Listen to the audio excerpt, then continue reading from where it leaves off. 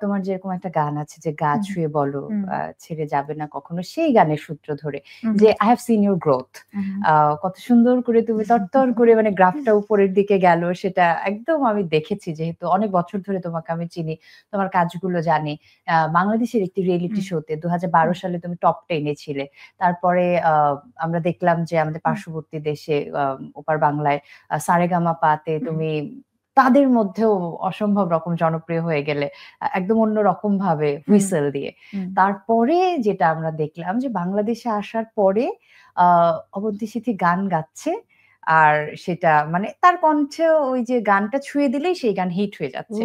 তো এই ব্যাপারটা তোমার কেমন কেমন লাগে? একটু আই ধুকুর উইশ পুকুর লাগে? আই উইশ আমি গান ছুঁয়ে দিলে সেটা যদি হিট হয়ে যেত, হচ্ছে তাহলে তো।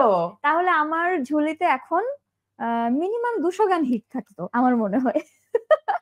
যদি আমি খুব বেশি ভুল না করে থাকি। আমি আহ, কাজ করছি আসলে খুব বেশি দিন হয়নি আমি বলবো, কারণ 2000 আফটার কোভিডে আসলে আমি মৌলিক গানের কাজ বেশি শুরু করেছি। এর আগেও আমি মৌলিক গান করেছি, কিন্তু আফটার কোভিড মানে কোভিড পিরিয়ড থেকে আমার মৌলিক গানের কাজটা বেশি শুরু হয়েছে। প্রতি বছরই মোটামুটি 50টার মতন গান বা 50টার কাছাকাছি বা 50টা ছাড়িয়েছে কখনো, এরকম গান এসেছে।